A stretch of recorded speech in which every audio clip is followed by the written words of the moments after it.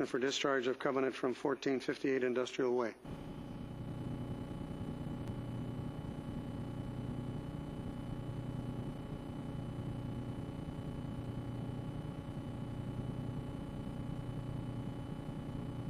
Would you please turn the microphone on? There's a black button there on the base. Yeah. Okay.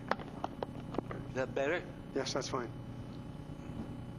I was contacted by the president of Rascal Trucking. I'm a director of... Could you hold the microphone closer to you, or put it closer to you?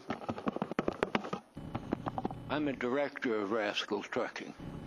I was contacted by the president, who's in Mexico, when he learned of this public hearing.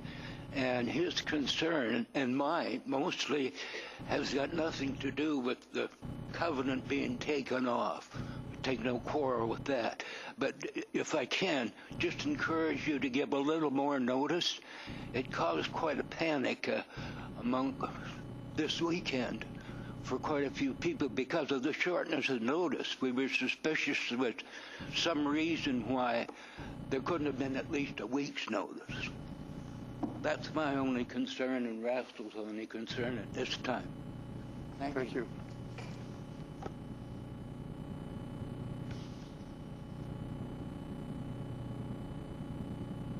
For a second time, I'd like to invite anyone who would like to speak to come forward to the microphone on the application for discharge of covenant from 1458 Industrial Way.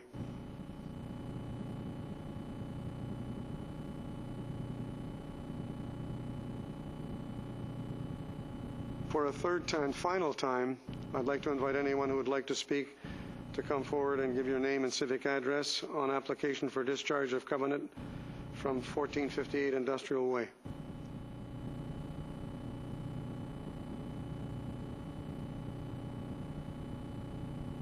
Seeing none, I'm going to ask for council for a motion to receive the correspondence. Moved by Councillor Salter, seconded by Councillor Burden. All those in favor? Thank you. That's unanimous. I now need a motion to terminate the public hearing. Moved by Councillor Burden, seconded by Councillor Beale. All those in favor? Thank you. That is carried. I'd like to advise the public that once the public hearing is adjourned, Council cannot entertain further submissions or correspondence from the public on the proposed bylaw. So I want a mover and a seconder to adjourn the public hearing. Moved by Councillor Burden, seconded by Councillor Oates. All those in favor? Thank you. You are adjourned. So now we're moving on to the council meeting of this evening.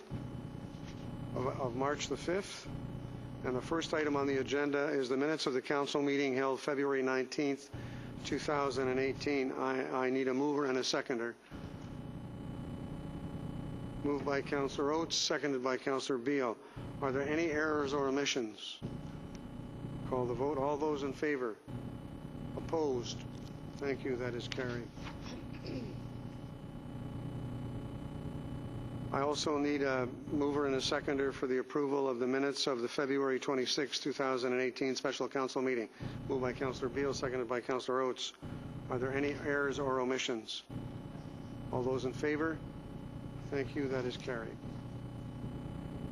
Next, I need a mover and a seconder to approve tonight's agenda. Moved by Councillor Burden, seconded by Councillor Beale. Are there any errors or omissions? All those in favor? Thank you. That is carried.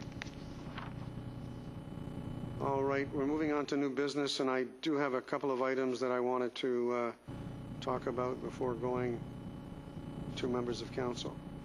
I want to advise everyone that the city's water main flushing program is now underway and will run until early April.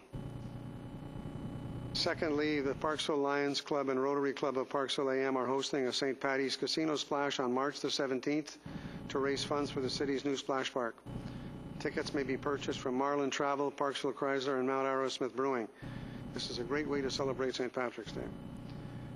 Thirdly, the Vancouver Island University students will once again be out on the street on March 17th to talk to residents about their vision for our parks, trails, and open spaces. And fourthly, Budget deliberation meetings are scheduled for March 26th and April 9th. Very important dates. And lastly, I'd like to report that Councillor Beal, Councillor Oates, and myself attended the Wounded Warriors meeting was Friday, the last Friday in February, I believe it was, at the Legion.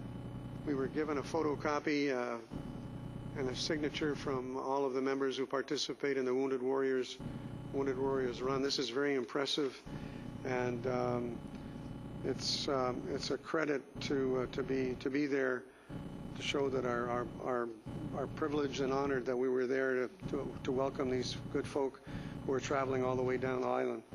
So very interesting event. And I want to thank Ms. Ross for getting a frame. Thank you. We'll put that in our offices. Okay. So under new business, I'm going to start off with Councillor Powell. We have some very important new business. Thank you, Your Worship. And so I imagine most people have heard about the speculation tax that has just been incorporated by the BC government. I'm just going to do a brief summary of what we're facing in Parksville. The Minister of Finance announced a new speculation tax in the budget in the 2018 speech. The speculation tax immediately targets owners of property who do not pay taxes in BC and includes Canadians from other provinces as well as foreign buyers.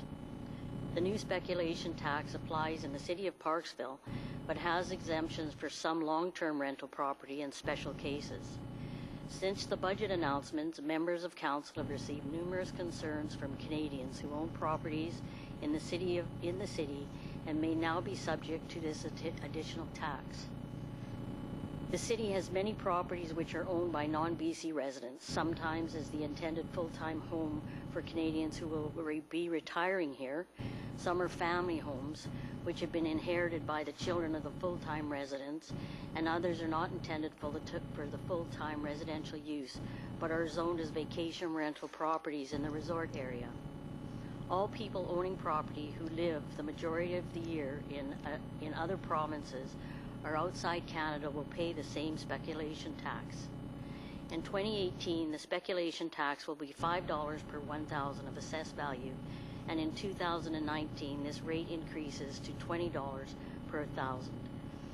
For a cabin value at $450,000 in the 2018 tax rate will be $2,250, increasing to $9,000 in 2019. For a condo valued at $200,000, the speculation tax will be $1,000 this year and $4,000 next year. It appears to affect Canadians owning property here, not just foreign owners, and may have impacts on the sale of new shared ownership or timeshare resort properties currently planned or under construction. This type of resort development is an important economic driver for Parksville, creating jobs during construction and operation, and supporting local restaurants and businesses when occupied by visitors. These units are not zoned for residential purposes, and their ownership by non-BC residents does not negatively impact the availability of housing in this community. It is unclear if the province is aware of these unique circumstances or has taken these impacts into consideration. Therefore, I'd like to put forward this motion: that the Mayor write to the Premier of BC and BC Ministers of Finance and Tourism, Arts and Culture, outlining Council's concerns regarding the implications of the recently announced speculation tax for communities with large numbers of shared ownership vacation rental properties or properties being held for retirement purposes. That copies of the letter be sent to the Union of BC Municipalities for circulation to the UBCM members with a request for letters to the province in support of Council's concern. And that staff be directed to draft an emergency resolution to the 2018 Association of Vancouver Island Coastal Communities Conference to raise awareness of the impact of the speculation tax on Vancouver Island municipalities. So if I can have a seconder for that. Seconded by Councillor Burton. Any further discussion on that? Councillor Sullivan. Oh, thank you, Mr. Mayor. Yeah, I agree. This kind of came out of left field. We have a conference call on Wednesday with MLA Doug Routley regarding this actual issue. So it'll be an interesting call. There's an awful lot of folks who have recreational property as well who are being hit by this. So, yeah, I don't think it was well thought out. I can also share with members of who are here tonight, members who are watching, that I've received notice from a major developer, a tourism developer here in Parksville, and they're thinking very seriously. We're going to be talking again tomorrow. They're thinking very seriously about expanding or not expanding one of their development projects. And it's big dollars. It's $30 million. Am I correct in that? One of the representatives is here this evening, so it's extremely serious. Any further discussion is pretty obvious that we've got to get to more information. All those in favor? Thank you. That is unanimous. And having that's been passed, then I'd like to put the motion forward for the emergency resolution to the Association of Vancouver Island Coastal Communities. Whereas the province of BC in its recently released 2018 provincial budget has created a speculation tax described in the provincial budget document as follows. Beginning fall 2018, the province will introduce a new speculation tax on residential property.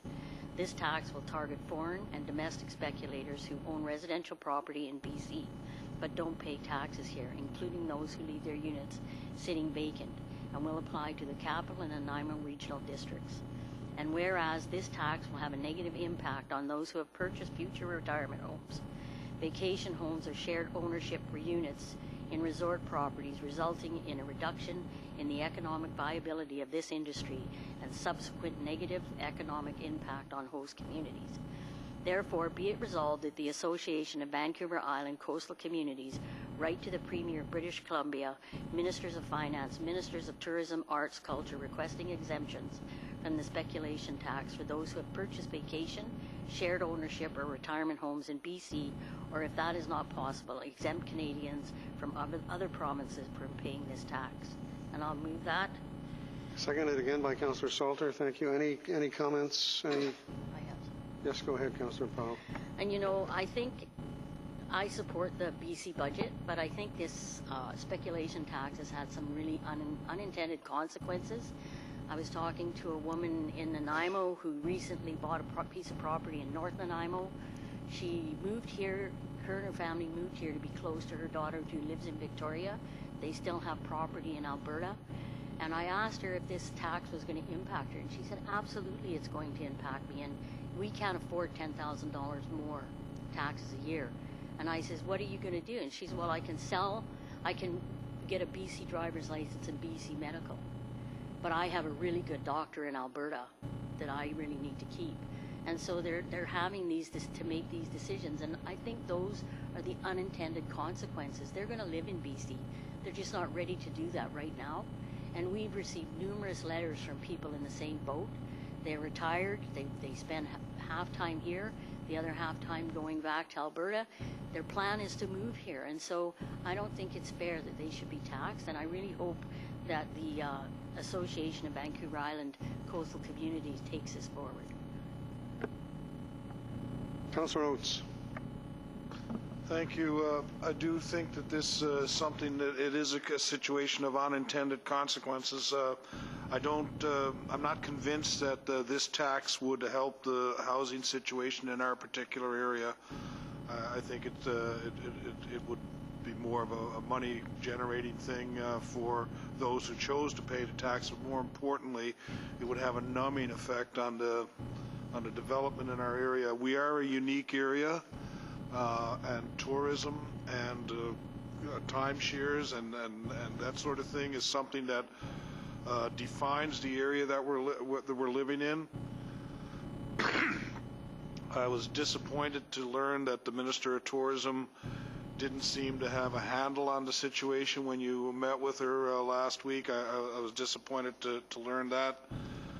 I think it's crucially important for municipalities such as ours that we're striving to get the Resort Municipality Initiative RMI designation because of the unique nature of where we are, and I think this here is another example of how we are unique, and because this tax is going to have a negative, is going to have a very negative impact on the area, and it's important that that we not have the chilling effect here with our developments here, because you know money has a funny way of moving around, and it's curious that the regional district in Nanaimo was one of the ones that was captured, yet Comox is not, and Cowichan is not. So it's, you know, we've been singled out, and I'm not sure why. I do understand the concept of what the government is trying to do, but I think the exact thing that they're trying to do is what is negative to what they're going to achieve in this area. So I fully support us bringing awareness to the issue. I wish we could move a little bit faster. There was something else we could do, but this is we need to. I understand that the mayor and the chair of the RDN have been working feverishly on trying to get access to the right government officials in order to express our concerns. So us formalizing our concerns through resolution of council tonight is a good way to solidify the position of Parksville in opposition to this tax. So thank you to Councillor Powell for bringing this forward. Councillor Beal. Thank you, Mr. Mayor. And yes, I'd like to add my thanks for bringing this forward. It's clear that there are many well, I don't know if there are unanticipated consequences, but one might hope that they were not planned for. I'm also very concerned that there are so many unanswered questions. There are things out there such as what constitutes, because my understanding is that at present any long-term rental then would not be subject to this particular tax, but what that means is not very clear. And from my reading of the information I have is that that will be made available before it goes into effect. Well, that again isn't particularly reassuring. You know, what does that mean? Granted that the first year of implementation, it's meant to be a lower level, but nonetheless, I think for everyone who is affected by this, it would be really great to have a really smooth and a good prompt rollout of information that we could work with, and hopefully the ears of government will be open to our requests, and that they'll be well attached to the brains inside the heads there. Thank you. I regret that there's been no pre-consultation by the government. I was very surprised myself, and given that tourism is our lifeblood in Parksville, it becomes even more important that we get this on the radar and find out what the rationale is, what the expectations, what the financial expectations or what the financial results are that the provincial government is aiming for, because it's not very clear from what we see now. Any further comments? Seeing none, I'm going to call the vote. All those in favor? Thank you. That's unanimous. Anything else, Councillor Powell? No? Councillor Oates? Anything for under new business? There was a request some time ago from the Lions Club for some event that they're having coming up in the future. They asked for some memorabilia to put in their swag bags, and I understand that there's an little bit of an administrative roadblock in accomplishing that. So if the CAO could explain that, then I'll make the motion to remove that roadblock. I think there's some more funding needed, Mrs. Comas, am I right? Well, actually, Your Worship, we have a policy that limits the number of pins that we can provide to an organization to 25, and the Lions are asking for in excess of 250, and so it requires a resolution of council to allow us to give, say, 275 pins to the Lions for their annual conference, which they are having at PCCC in April. Councillor Oates, you want to follow up on that? Move that we supply 275 pins to the Lions for their annual conference being held in Parksville. Councillor Burton, you want to comment? I do. I receive requests for pins on a fairly regular basis. I'm wondering why we have to restrict it to one particular organization. or if there's a way that we can, 25 is somewhat of a joke when you're looking at a delegation going to another community or a delegation coming to our community. Can we delete the part about the Lions and just make it we want our pins out and around in the community and the world, and when people come to visit us, we want them to wear them proudly, as I do. I'd like to make an amendment to delete the designation to only the Lions and open it up. Here we go.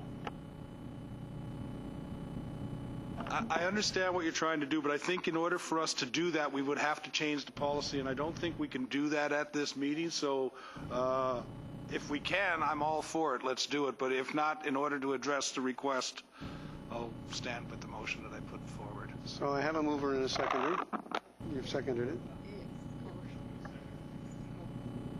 Comas, do you want to make a comment? Yes, Your Worship, if Council wishes to amend the policy, you could provide 275 pins to the Lions and then direct staff to amend the policy to remove the restriction, and then we would just bring it back for Council. Does that suit you, Councillor Oates? Absolutely. All right. I can't anticipate Suits you, somebody suits the freezing. seconder too? Well, okay. All right, so I'm going to call the vote. You understand now it's the 275 to the Lions and then the instructing staff to change the policy. All those in favor? Opposed? Thank you. That's carried. Anything else, Councillor Oates? Yeah, you mentioned it in your report, Mr. Mayor, and you mentioned the Wounded Warrior event that we attended over at the Legion there, and it's sort of along the same thing, lines there. We just get a request from a group that's coming in town, and we get to give them some City of Parksville pins, because what mantelpiece at home is not complete without a City of Parksville pin, But at the Legion, Every home should have one. Yeah, every home should have one. Yeah, at the Legion event there was a couple of check presentations, one by the Ladies Auxiliary, one by the Legion themselves, and I thought, why isn't the city making a contribution here now? We sort of look like the poor cousins there. You're up there, there's 3 people that are recognized, 2 are handing out checks, and the other one is saying, would you like a pin? So, I mean, we can't do much about that event because it's in the past, but we could still post the event, make a donation to that worthy cause, and I propose that we donate from council contingency $200 to the Wounded Warriors group. Seconded by Councillor Beale. And if I may, in my earlier comments about how proud and privileged we were to be there, Councillor Beale and Councillor Oates and myself, when the Wounded Warriors spoke, we tend to forget that one of the spokespersons for the Wounded Warriors said that he has a good friend who lives in another province who's got PSTD so bad that he can't get out of bed. So that these groups do a lot of good work, and it makes you think and it makes you wonder, how bad things are out there. This is not a large group; it's about 20 people, I believe, that we're present at that, and some run and some rest, and they cover quite a distance, and are well received by wherever they go. They were certainly well received by the Legion, who fed them, and the pipe band was there. It was wonderful reception. Not lots of quantity, but lots of quality. So, on that note. A lot of what you said there. I wanted to recognize the pipe band actually, because they show up at all these events there and they make it special and everybody enjoys it. And that group, it takes a lot of effort to do what they did there. And I really would have liked to have been able to, had a check in your hand there that day to give them. But I asked the lady there for their information and told her that I would bring it forward to council, and I hope council supports this request. I believe we got lots of money in. Okay, so I have a mover and a seconder. All those in favor? Thank you. That's unanimous. Anything else, Councillor Oates?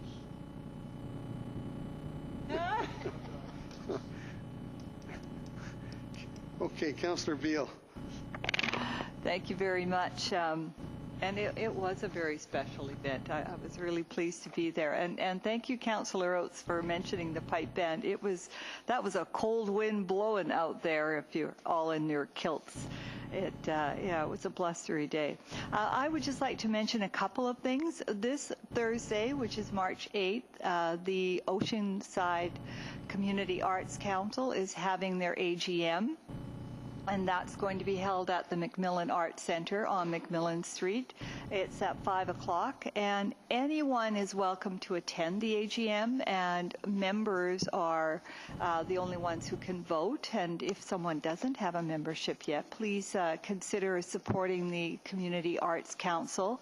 They put on a lot of events, including exhibits at the Arts Council, at the Arts Centre, as well as bringing in performances, as well as putting together some amazing programs that are out in the community, such as Aging Artfully, or Artfully Aging, rather, which offers painting classes to residents in some of the local homes, such as Stamford Place and others. And they just do some wonderful work to bring the creative arts to the community. So that's this Thursday at 5 o'clock. Also on Thursday, I did note, if people didn't notice in the local paper, there's an International Women's Day event taking place at the Parksville Community Conference Center, and that's going to be at 7 o'clock. The Mayor of Tofino will be the guest speaker. That's Josie Osborne, and focusing on women in government. And proceeds are by donation, and those proceeds will go to the Island Crisis Center. And that's all from me right now. Thank you. Thank you. Councillor Salter? Thank you, Mr. Mayor. Yes, I attended the AGM for the community garden on February 24th at Shelley Hall. And Peter Dembecki is the president. In his report, he stated that they redid the butterfly and herb gardens. They've installed, I can't even read my writing. They've installed something new. They've had some, and there's been lots of trees removed as a result of the trail that's going on. No, that's what it was. They installed some new trail. Trees have been removed, and that means they're going to be able to add more gardening plots. So they're thinking 22 to 27 plots in there. And they wanted to thank the mayor for and the CAO for all the help that they've done, as well as engineering. The one thing that they're a little concerned about is the fence that was taken down in the garden, and of course the deer noticed that fairly quickly, and they've been in there doing some damage. So they're kind of wondering about getting that fence put back up and maybe getting some of those garden plots that were there that had been disturbed getting put back together again.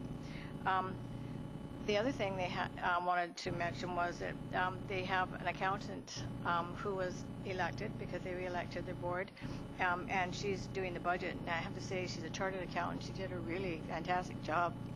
So yeah, they're doing very well, and they're really enjoying the garden, and they really like where it's situated. So it was a good meeting all ways around. Thank you. Mrs. Keever isn't here tonight, but I'm just wondering about with the coming up, this will be for another topic, but I just want to throw it out there, the growing of cannabis community gardens. We'll have to deal with that at some point in time.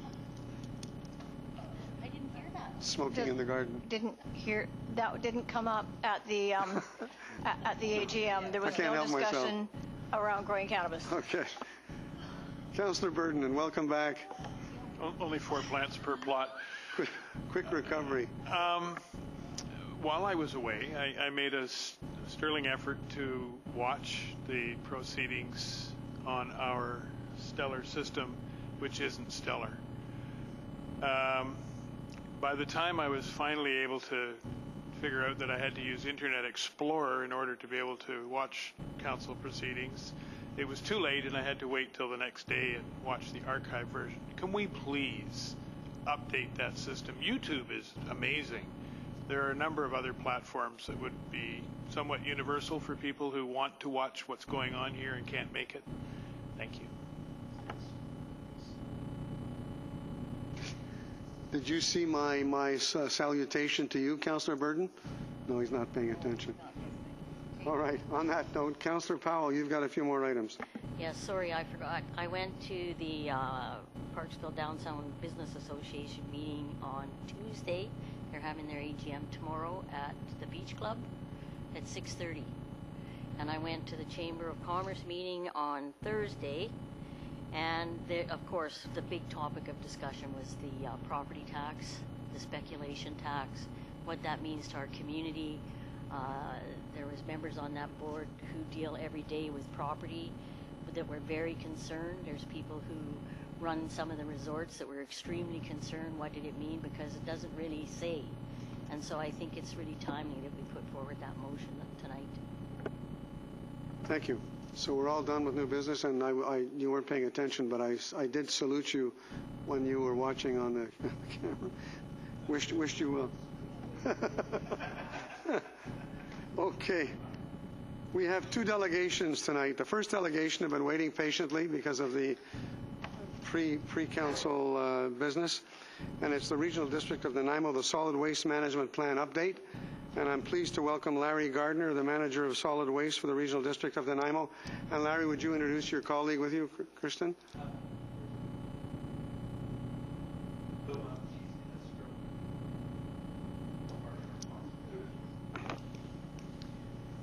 So make yourself at home and welcome. Well, thank you. Thank you so much for the opportunity to present to Mayor and Council. We've been working on the solid waste management plan for a few years, so we're getting near the end of it. So we'll give you the current status of where things are at. I'm going to try, I've got a short little video that describes the plan. It didn't work. Oh, there we are. It works.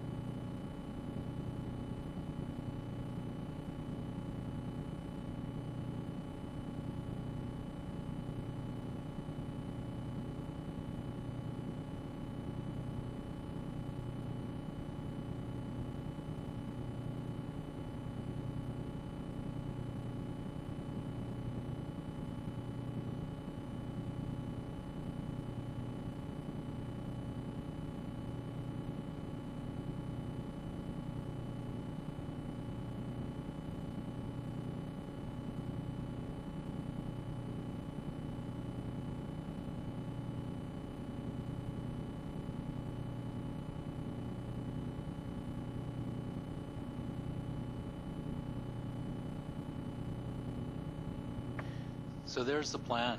It's really, it really targets, so it targets 90% reduction. So right now we're about 350 kilograms per person per year. We're really as good as it gets in the world already. The BC average is about 520 kilograms per person. If we're successful, which we will be in putting this plan together, it would get us down to about 109 kilograms per person. So that's about a third of what everybody generates currently. It's significant, and it's really based on promoting a good economic climate for really the private sector to provide more and better services that are directed at waste diversion. So a bit of background. 2004 was our last solid waste management plan. They have about a 10-year horizon. So 2013, we figured we'd blow the dust off the old one, and a year we'd have a plan ready to go. Here we are, 2018, and we're getting close to being finished, a little longer than we planned, but we think we've done a pretty good job of putting it together. Throughout the process, it was guided by our regional advisory, solid waste advisory committee, which is made up of representatives from the community. So that's public representatives, agency, business sector. And we've also done a lot of community consultation throughout the process. So I'm not going to talk about our existing programs. I will talk about the new programs. I won't read them out here because I'm going to go through each of them individually. So household hazardous waste. What I've got on each of these slides is just an outline of what the program is and what the associated costs are. So household hazardous waste, there is a provincial stewardship program that deals with most of the materials like used paints and solvents. There are some materials that aren't covered by that program, like maybe the old rat poison you found in Grandpa's shed. If there was a strong feeling by our advisory committee that the regional district provide a service so that stuff doesn't end up in the landfill, the cost of that would be about $100,000 a year. If we were to pay for it by taxation, it would be about 28 cents per 100,000 of assessment, and it doesn't really generate a whole lot of diversion because it's a small percentage of the waste stream, but the nasty stuff. So these two programs, it's really, and it's enhancing our industrial, commercial, institutional, and commercial demolition strategies. Really, they're existing programs that rely on education and basically differential fees at the landfill or landfill bans. We really put very little effort into enforcing those current bans and variable rates at our landfill. If we put more effort into it, it comes at a cost, and in combination, those two programs would be about $240,000 a year. In combination, about 65 cents if we were to pay for it through taxation, and combined a diversion of 6%. So again, just focusing more on existing programs would get about 6% more out of the waste stream. So here's where it gets a little bit more innovative. We're proposing mandatory source separation. So anybody that lives in a single-family residential household currently has curbside collection that includes garbage, recyclables, and organics. You pay for the program whether you use it or not.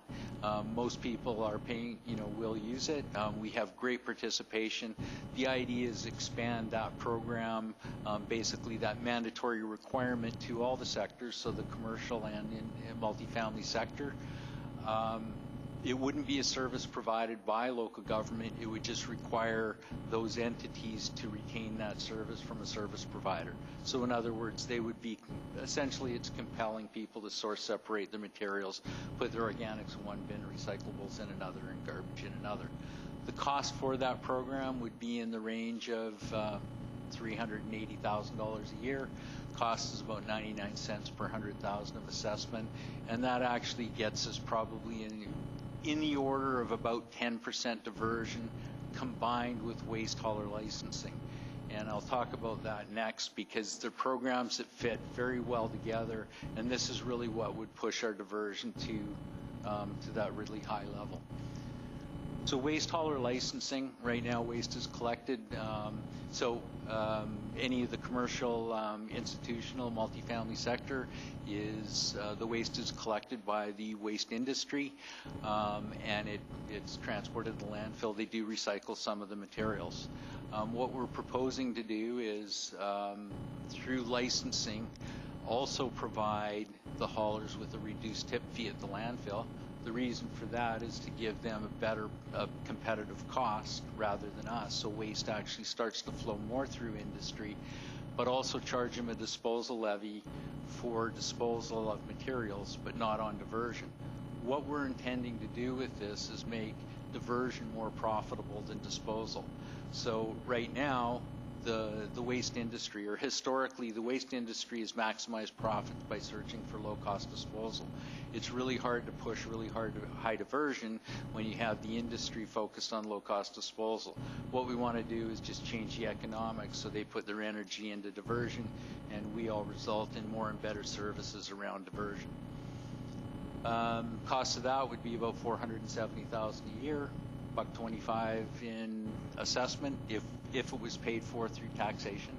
And that gets us combined with the mandatory source separation, the 10% diversion. That's really where we get all of the waste diversion from. And then the last initiative is zero waste recycling.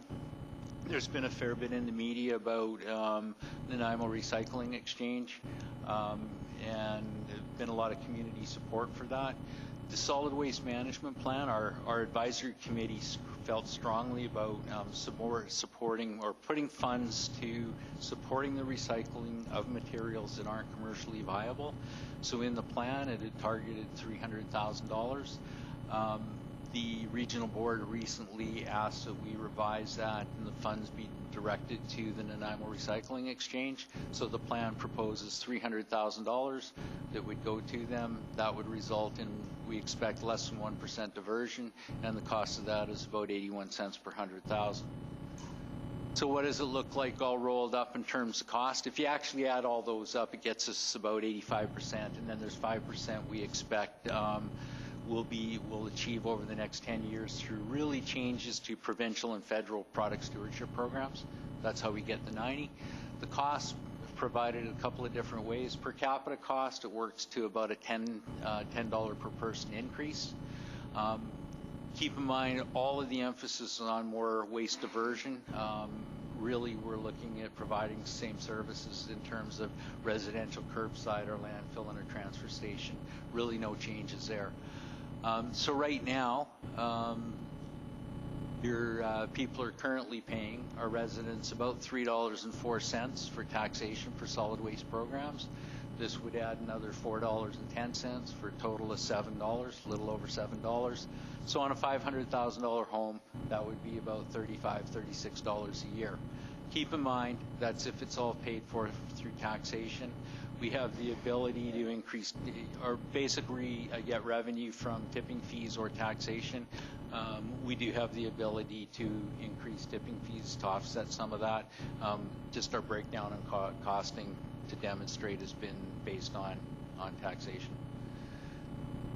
So the last couple of slides are really on the consultation that we've been doing more recently. We've done a lot of consultations throughout the 4 years of the plan development, but more recently over the last few months, we've sent out over 60,000 invitations to public meetings, hosted 10 public meetings, got about 100 attendees. Not the greatest return on investment on that one. We've held a number of stakeholder meetings. One of them was with the waste industry. 29 different industry groups met with us. But we have sent over 100 invitations to other stakeholder groups, and we have met with a couple of others. We've got a couple of surveys, or we've got one underway, one that we've really completed. One we were just asking 4 simple questions at our landfill and transfer station. We got some good feedback on that. And we currently have an online survey. I would encourage everyone and anyone listening to go on to the RDN website, RDN Get Involved, and they'll find the survey. And please take the survey. We'd like your feedback. We've done 2 newsletters to about $24,000 homes. I've presented at the Solid Waste Association North America annual general meeting in Vancouver. Done a couple of TV interviews on Shaw. We've done a lot of social media, probably in the order of about 150,000, right? Social media. Well, that includes notices in the. We've got notices in all the buses. So we've got about 150,000 contacts. We've had over 1,000 social media responses, right? We've done public events, put together a lot of communication material. I hope you all saw the traveling display. It was a banner we actually had set up at in Parksville here for a bit. We've been moving around to different locations, and I mentioned the posters in all the transit buses. What have we heard? Generally, we've heard a lot of support. We get people have definitely lots of questions. There are some different suggestions on to do things differently, but overall, we get a lot of support for the 90% diversion goal. We get a lot of support for the services that are proposed, and people seem to be amenable to the cost. Industry feedback, they support the 90% target. We've got some varied opinion on licensing. In general, industry doesn't really support increased regulation. Not really a surprise there. So our survey results, and here I can actually give you some real numbers.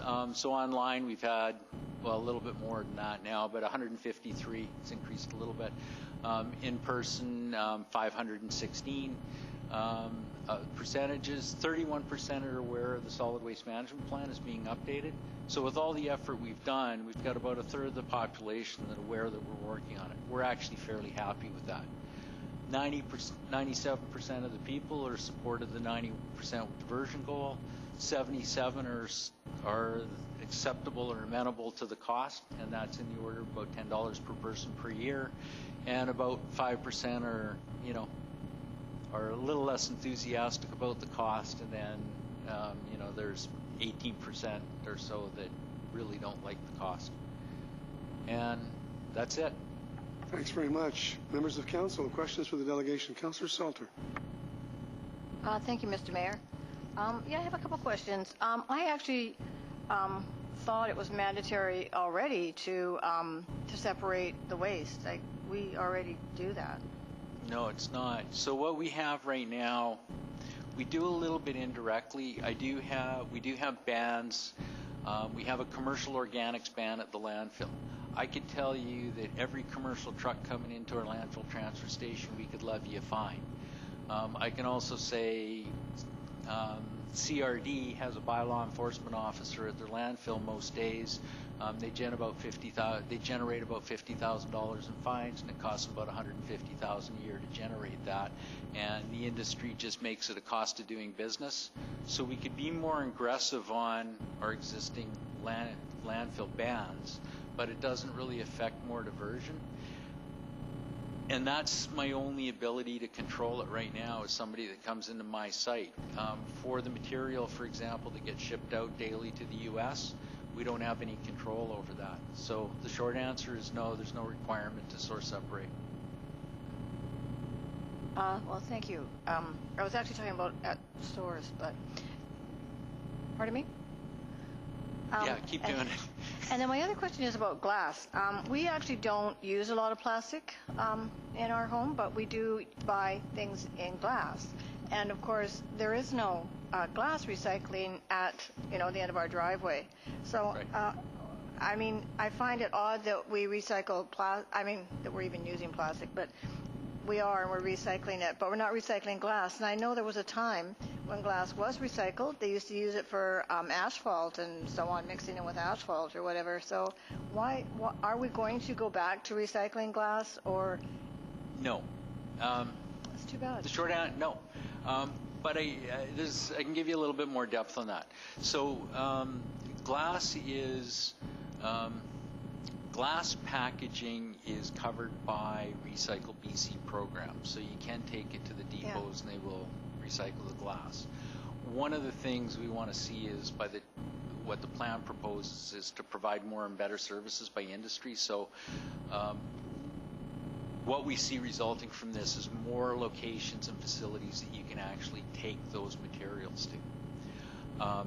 However, as far as curbside collection, we could provide it if people want to pay for it. We can't collect it with the rest of the recyclables because of breakage, and what it does is it degrades. It degrades the other recyclables so much that you have to collect it separately. And the cost to do that, and I'd have to go back, and this is again through this process one of the things that we took a look at, and I'd have to confirm the numbers, but if I recall correctly, it would be about a cost of $13 a month for each resident. That would be to have a quarterly pickup, because you'd have to run a separate truck. So our advisory committee, and I can confirm those numbers. But at any rate, what it boiled down to is, our advisory committee recommended against it because of the cost. And of course, the more frequent we did it, the cost would go up more, right? So the other thing, if you're going to landfill something, you couldn't pick a better item than glass. It's essentially sand, it's inert. So if you're going to landfill anything, it's probably the safest thing to landfill. I have one more. Thank you. Or maybe two. So the other thing is those glass light bulbs, the ones, they have like fluorescent in them? Yeah. So those I think are hazardous because of the gas that's in them. So how are we supposed to dispose of those? I know you talked about a hazardous thing with rat poison and so on. Would that include those light bulbs and fluorescents? So right now, all the lights are covered by light recycle. Product stewardship program. So they are accepted in a number of depots, including like the Parksville Bottle Depot. Right, but they're not. I mean, as far as separating them out. Oh, they are recycled. So any of the materials under the provincial stewardship programs, the materials are recycled. So there is, and typically the rates of recycling is remarkably high, like very, very high. I can't answer specifically offhand what it is for light bulbs. I could find out, but all of those programs that collect the materials recycled, it's not disposed of. And then my last question is, so you stated that, all told, it would probably be around $10, per household. But so it has not yet been determined that you're going to be doing this, or are you? No, so where we stand right now, we're nearing the end of our consultation. We expect to have the plan to the regional board in May for approval. And then it'll be up to the board to see if they choose to approve it in the version it's now, or if it's changed. If the board approves it, then it gets sent to Ministry of Environment for approval. That's probably about a 4 to 6 month process for them to approve, and then we can actually start to action it. The recycling depot here is fantastic because the plastic, the styrofoam, glass, light bulbs, batteries, they take it all. They do a really good job. Yeah. They're going to stay open? Pardon? They're going to stay open? I'm certain. I mean, the amount of stewardship materials keeps increasing. Mm-hmm. What we've seen, think about, what's happening over the last, 20 years, the types of materials that they manage, nobody managed, 20, 30 years ago, that all went to landfill. So I can only see that expanding. Councillor Burton and then Councillor Beale. Anybody else? Your statistics are really good. Thank you. However, there obviously is a number of people who don't support your programs, as evidenced by the illegal dump sites around the community. Yes. How do you incent people to use the services that you provide so that we don't have to deal with those illegal dump sites? Fabulous question. And so there's a couple of parts to illegal dumping. So I've been in the waste business for 30 years. Most of my career with Ministry of Environment. I've probably been involved with more litter charges than anybody I know of working for that organization. So 30 years ago, when I started, there was a landfill on every corner, and it was open 24/7. There was lots of illegal dumping 30 years ago. And actually, in my opinion, what's changed is 30 years ago, people drove by and they saw illegally dumped material, and they went, well, that looks bad, and they kept driving. Now the amount of participation we have from either individuals or community groups that take pride in their community and actually clean the material up, it's really quite remarkable. So what I haven't seen is really a change in the illegal dumping, but I've seen a huge change in society's response to it. That's kind of my personal viewpoint. But as far as how do we improve services, it's about providing more and better services. Like right now, essentially the only place you can take waste is the landfill and the transfer station. it's unlikely the RDN would put in more transfer stations or more facilities throughout the regional district. But what we can do is we can leverage the industry to provide, again, more and better services. And that's what a lot of this plan is about, so that even if we're not providing them directly, the more convenience we can provide people and the more competition we have for that business, the more services that are available. So, you know, hopefully that'll result in less, you know, opportunity for people to illegally dump. Councillor Beal. Thank you, Mr. Mayor, and I'd like to thank you for the information you brought to us today. And yes, from what I understand, the RDN, the plan is to work with service providers like the private industries that are doing the collection of these things. And we're so fortunate here because, well, we do have access to the transfer station quite nearby, which, by the way, is just a fantastic facility. You probably know this. And the nicest people who work there, they are just so helpful and friendly. But the bottle depot, I mean, you know, you just take anything there and it's just so great. And they're so quick at sorting everything and telling. And I learned today that toner cartridges for printers, for instance, which they don't take, but Parks West and some other places here do. So now I have my umpteen, containers on the counter as well as the ones in the carport, and it's just really fantastic. I'd also like to add that before I retired, I worked at a local elementary school, and it was really great. One of the company that collected our stuff from the dumpsters came and worked with me, and so we actually ran a pilot program for diverting the organic waste from all the lunches and various things that were going on. And it was really nice to have that reach out from the industry, because I can imagine it is quite challenging working in institutions and multifamily to get that going. But and lastly but not least, the information that the RDN puts out around the waste and what's included, what isn't, where you can take it, and the website is just so fantastic. So please keep up the good work. Well, that's worth tonight's visit, just that statement alone. Absolutely. Councillor Powell, any questions? Councillor Oates, no? Thanks very much, Larry. It's always good to hear from you, and the great work. You know, we've come a long. If anything can be said about you've come a long way, baby, you've come a long way. When I think about garbage, when I was a kid, you know, everything went in the garbage, and the garbage truck picked it up and took it away. But we've come a long, long way. Congratulations to you. This community doesn't give itself enough credit. Like when I say it's as good as it gets in the world, and I challenge anybody to provide me an example who's got a lower per capita disposal than us, because people keep throwing out names, and every time I look, I can't. Other than our neighbors just to the south, Cowichan Valley is a little bit ahead of us. That's as good as it gets in the world. Thanks again, and thank you, Kristen, for coming. Did you know that left-handed people are smarter than right-handed people?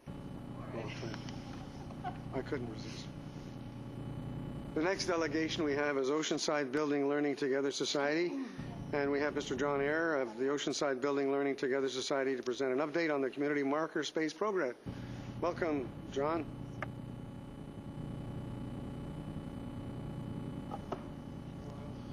Thank you, Mayor and Council.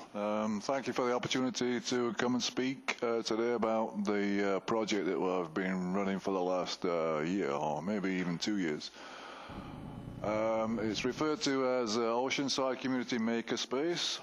When I started the Makerspace, I'd never heard of a Makerspace before, so it was a bit of a challenge and a learning curve for me. I work for Building Learning Together. I hope most of you are aware of who Building Learning Together are. They've been providing family services in the community for over 18 years.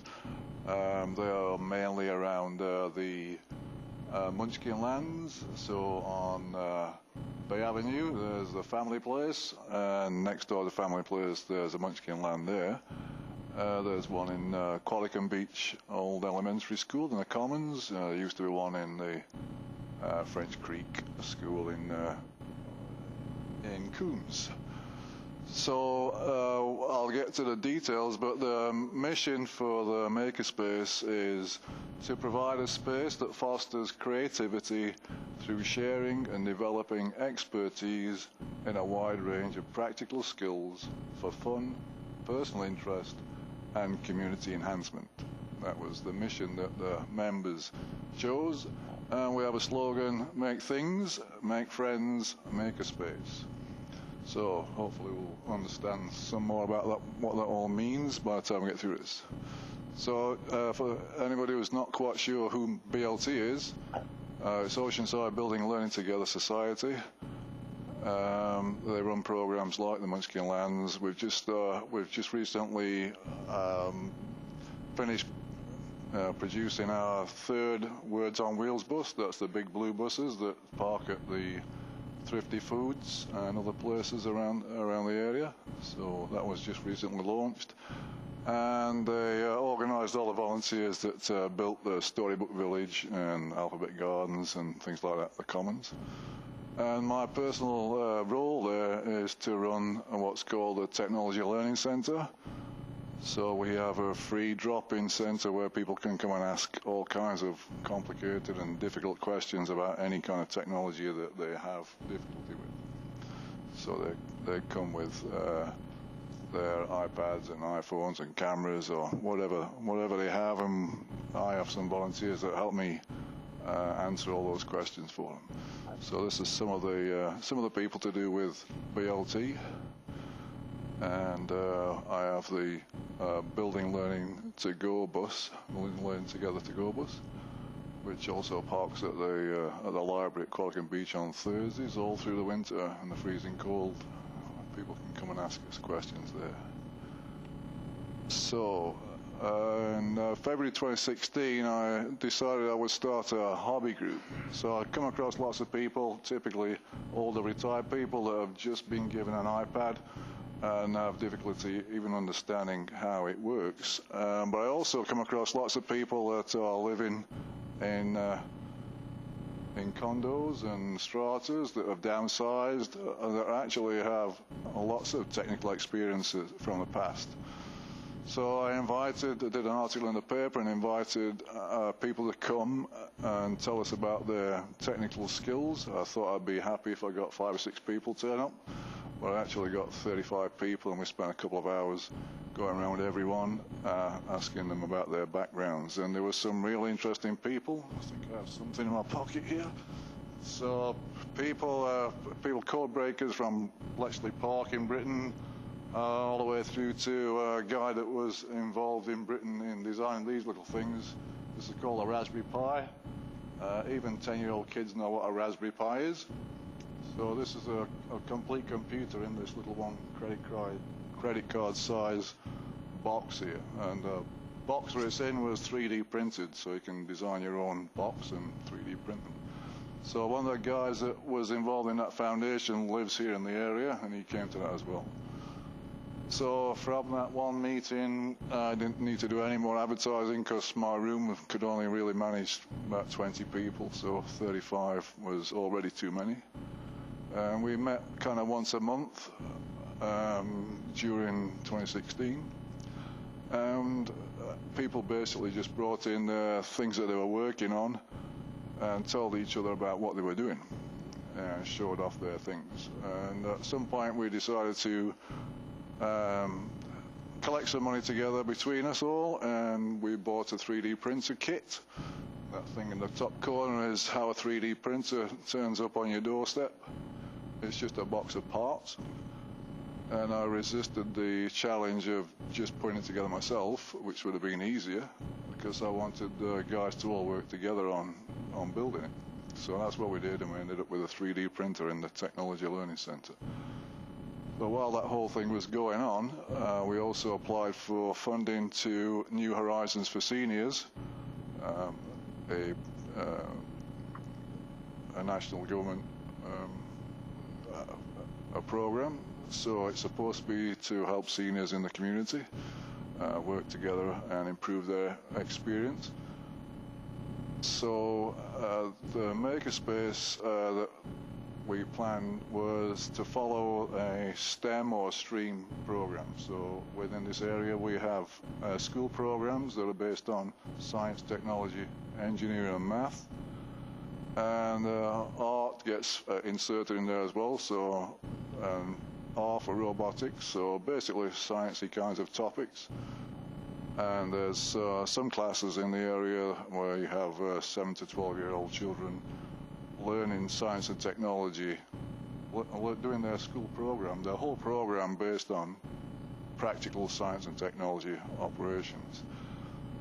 So a makerspace is either set up and developed by a school, so you have school children having a technical space where they make things, or libraries where they set up a part of a library and have that set up for young children to make things together. Or you have the adult version where it's more like a workshop or a community space for doing that kind of thing. So ours is a science and technology version of that. So I had to look around once we got the money. I actually got the funding for March last year. I had to find a space. All the spaces that we operate from under BLT are all school district spaces, and we don't really have to pay for them. So I kind of thought that we wouldn't have to pay for a space to do this, but it turned out that we did. So I found, I always wanted to have a space in the middle of a town, in the city, so that people could walk down the street from their condos and just walk straight to the space, come and join in something, and then walk home again. So I thought, when I was thinking about it, I thought, well, if we could get underneath the Mac in that space at the ground floor there, that would be ideal. And then I started looking for one, and it became available, so it was ideal. And I heard someone mention the fact that there's Art Council. So the Art Council owns the upstairs where the Mac is, and Inclusion Parksville owns the bottom half, or between them they own the two places. It would be nice if the Arts Council could own the whole thing. So I rent the space downstairs from Inclusion Parksville, which have moved to the building just across the car park in the green building. So that's where we are. When we first moved in, it was pretty empty. It's quite a big space. It's about 2,000 square feet. They already had a workshop in there, and they were just about to move out and clear out all their tools and things until I stopped them from doing that. They also had a pool table and a ping pong top that goes with it. And when we moved in, we got all the guys together, and we did lots of volunteer time, patching up the walls and painting.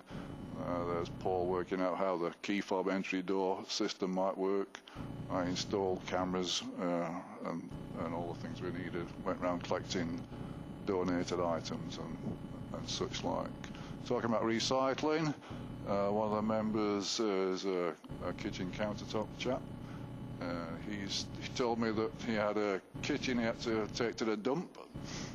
So we got the BLT to go bus and went and collected it.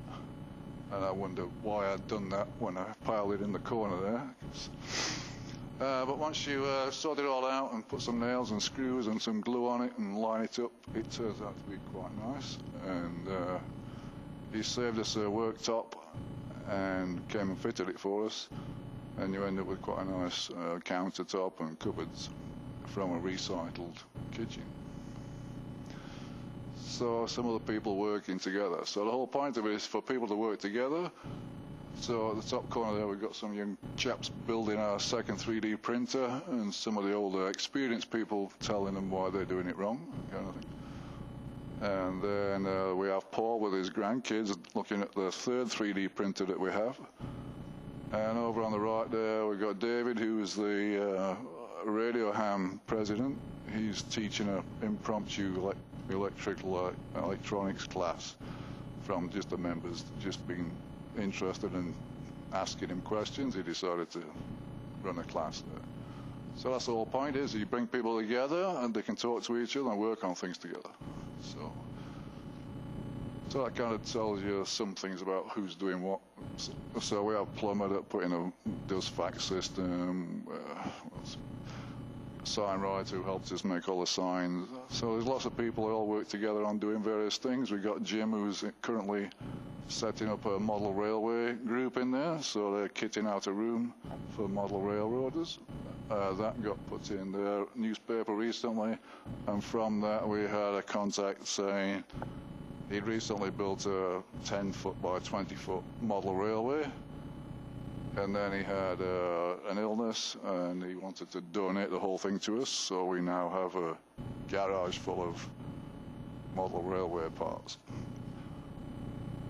So at the same time as all that was going on, we applied to the provincial government for a job creation partnership funding support. That gives us 2 people that are EI benefit qualified to work with us in the space. So we now have 2 people working there all week, like regular employees, and they get work placement. And so we have them for 33 weeks. So they're going to be building a local skills and contacts database and developing some training programs, which we've started to deliver already. So what else? Makerspace is a community resource. It needs to be supported by the community. It relies on skilled people joining. So some people are frightened away by when they come into the building. Everybody's interested. They think it's wonderful, but I'm sure some people think it's beyond them. It's not really. And then there's other people that say that, well, I already have a workshop, so I don't really need to join a club. I have to explain it. That's the point, is that you come together with your workshop skills. You have other people that have workshop skills that you can talk to and understand what you're talking about. But you also get to see that there's a 3D printer there, and there's a guy writing programs, games programs, and there's a railroad room, and you can all work together on things. So it's about transferred skills. I'd like to do something bigger, like more community-based projects, something like Storybook Village and Alphabet Gardens, only maybe bigger. You say, well, what would that look like? So it could look like some of these things, something bigger. You know, we have Derek in our community, who has a house with solar covering his whole house, and covering his whole garage, and covering his garage doors in front of the garage. We have Jim there doing the railway room. We could have art all over the streets if people took the time and interest. We could make the place look beautiful by painting on the streets. We've just recently completed a youth art competition, so we had 11 to 13-year-olds handing artwork to do with Makerspace. Brilliant ideas. So how does it work? So startup program, we got financial support from the New Horizons grant. That started last March and finishes this March, so we only have a couple of weeks left of that support. The JCP program runs till the end of June, so once that finishes, we won't have any kind of support in the club financially or administratively. BLT don't have any funding at all. If we can't get project funding or government grant funding, then we don't have any other funding for doing anything like that. So really I'm asking, can we get some kind of support from the council for the community? It's a community service. It's a fairly unique service. There's a makerspace in Nanaimo. It's more of an industrial makerspace. It's in their industrial area. There's a new makerspace in Courtenay, but that's a commercial one. A guy bought a building and has part of the space set aside for a community service, but he runs that as a business. So if we're going to be able to continue, we're going to need some support from businesses. I thought I would be able to get sponsorship. Thankfully, Parks West has sponsored us. We've had sponsors that have given us free software, CAM software, and we've had lots of donated items, but they're usually second-hand items, things that you have to spend time working on to make them usable. So basically, that's it, really. We're looking for some support from this council, and if I can get some support from the RDN and from Qualicum Beach, that would also be nice. So I think that's all I have. We do open on Wednesday nights as a free drop-in to come and look around. It would be nice if council and maybe even staff could come and drop in and take a look around. Everybody comes and looks always says that they're really impressed with the place, how big it is, how much facilities we have there, the fact that it's such a unique and amazing service that the community has.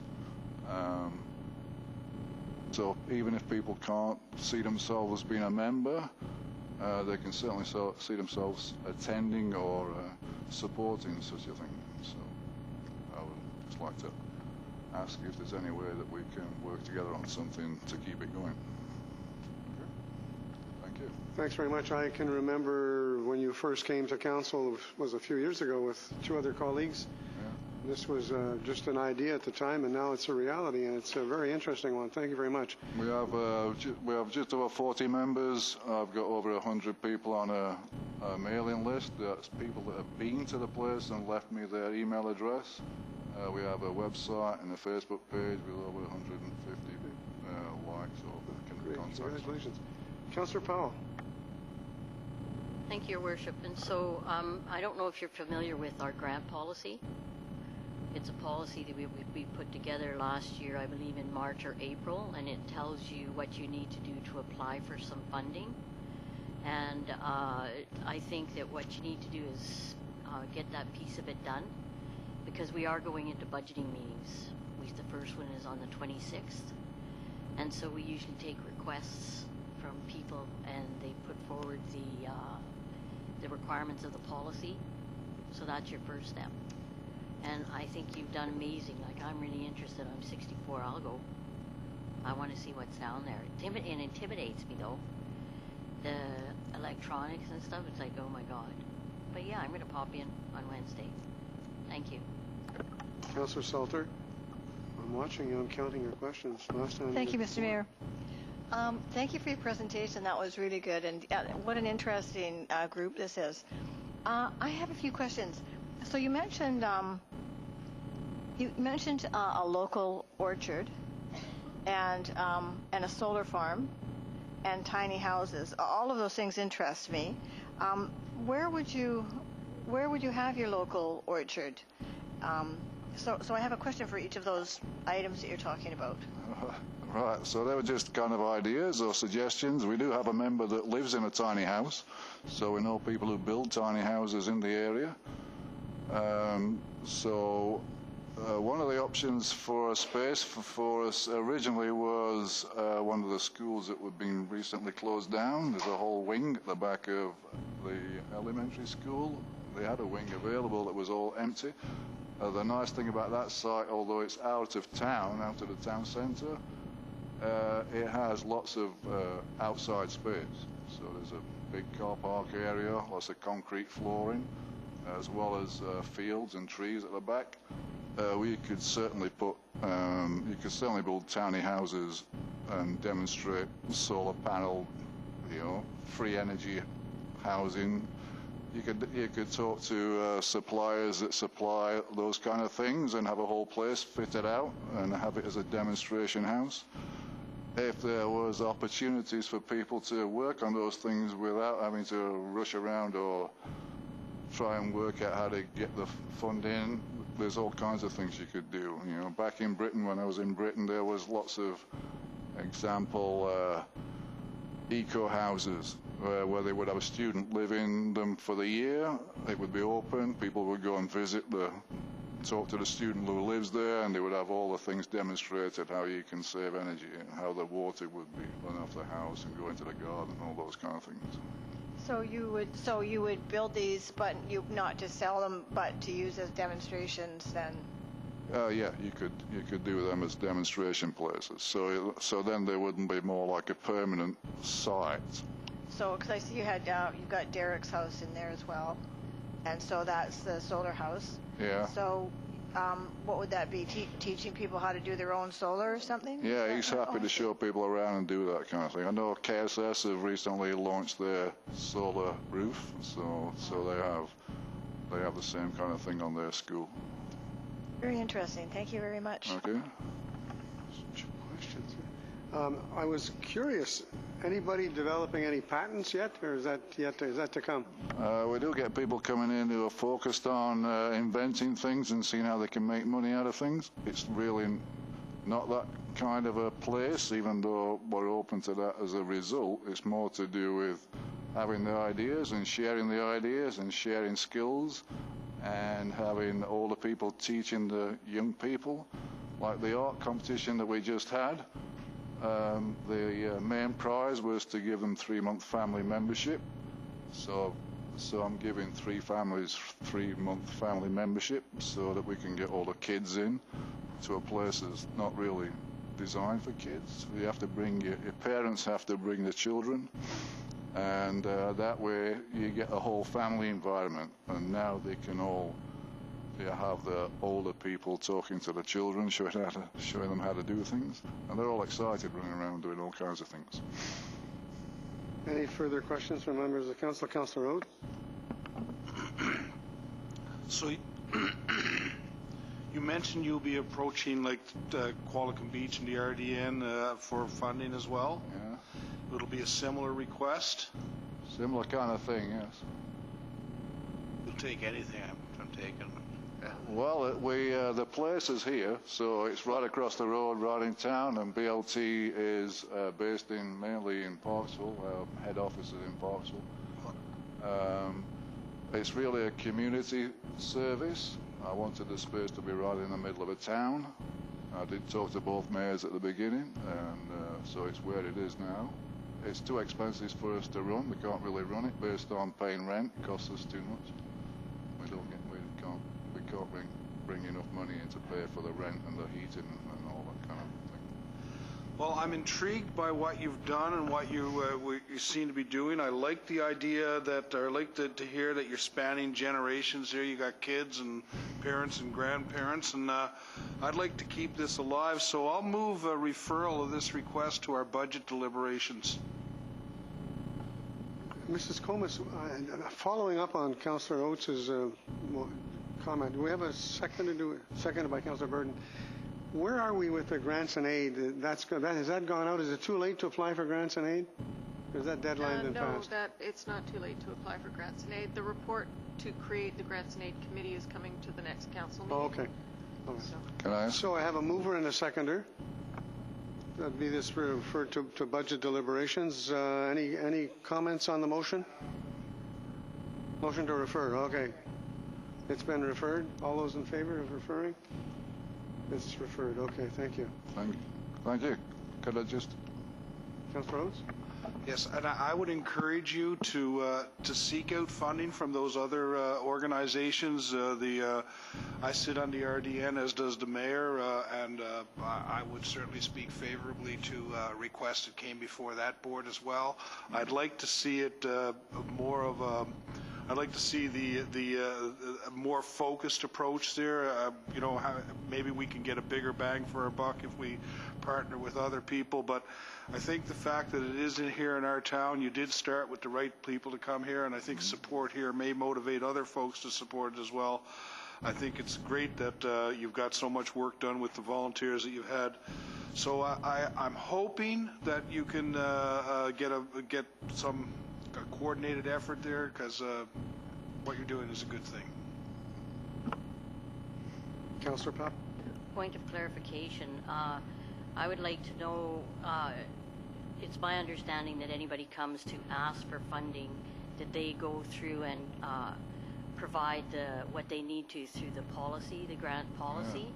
Yeah. And so that's still applicable, like that hasn't been forgotten because it's coming to the budget, right?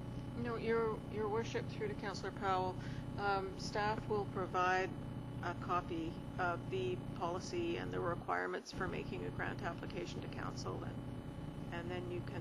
So I understood that the deadline was the 1st of March for the other funding, and that we've already missed the budget proposals. No. Our council's next budget meeting is March 26th, so if we could have your information by then in accordance with what the policy requires, then council can consider that when we have our budget discussions. Okay, thank you very much. Okay, Councillor Oates? Just for clarity, the policy deals with budget, with grant requests. There's nothing that prevents council from deliberating as a budget item, separate from the guidelines of the policy, any individual budget request from a delegation. I see this as something that is when the request came in, it was a long-term funding request, not a single one-year thing to do. So going through the grant, I don't think it'd be the right way to do it, because then you're coming back every year to do a grant. I see it as something that if we're going to support the request is for some long-term stability, and that wouldn't be achieved through a grant in aid. So that's the reason why I referred it to the budget discussions, so that aspect of it could be discussed. Mrs. Comas, and then Councillor Powell, and then Councillor Salter. Your Worship, just to clarify for council's information, you do have certain organizations that have annual budgeted amounts that receive that amount. However, Standard budget items. Standard budget items like the Guardians of the Mid-Island Estuary, the Brant Festival, those activities. However, all of those organizations provide us with the financial information that's required under the policy. That's part of the process for receiving that information. So council can certainly consider this at the budget time. If council is going to provide annual ongoing funding for this program, they will still be required to provide us with the correct financial documentation and annual budget to show just how that funding will be used before they receive Thank you. Councillor Powell. Thank you, Worship. It seems to me that Councillor Burden put forward the motion because people were coming to council asking for small amounts, not yearly amounts or line items, and that was one of the reasons that we approved the policy in the first place. And so I think this absolutely falls under that purview, and I would like to see the policy followed. Councillor Salter. Well, thank you, Mr. Mayor. So yes, I was going to explain what a line item, and that yes, we do require the financials for a line item as well as for a grant. But I do agree with Councillor Oates. It sounds like you're asking for something more ongoing. And so if that's the case, just to clarify for you, if you're requesting a grant, that's a one-time. If you're requesting something ongoing, that would be a line item, which would be something we would discuss in our budgets. So if you're looking for something ongoing, which we call a line item, you would still have to provide your financials, but that would be a request. So if I was looking for something ongoing but that started this year, would that still be appropriate as opposed Yes, to because we're not started. something now and then something ongoing We haven't later? finalized the 2018 budget. We will be doing that in the next two meetings. Okay. So you would just request the one or the other, though, probably not both. Okay. So if it's ongoing, you're looking for a budget item. Well, thank you very much. Okay, And, thank you very much. Staff will get you a copy of the policy. Okay, I appreciate your time. Thank you.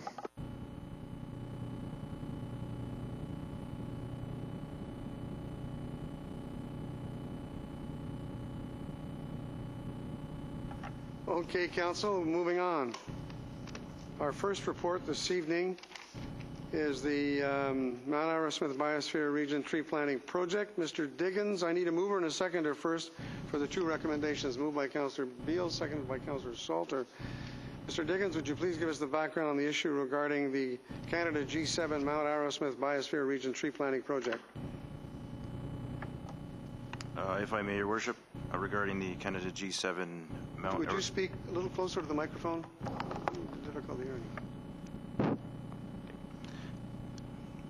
If I may, Your Worship, regarding Canada G7 Mount Arrowsmith Biosphere Tree Planting Project, in support of the 2018 G7 Summit in Charlevoix, Quebec, the Charlevoix Biosphere Reserve and the Canadian Biosphere Reserve Association are working with Global Affairs Canada to plant 100,000 trees on public lands by May 2018. The nationwide initiative is intended to help offset carbon emissions produced by the 7 contributing nations and the European Union.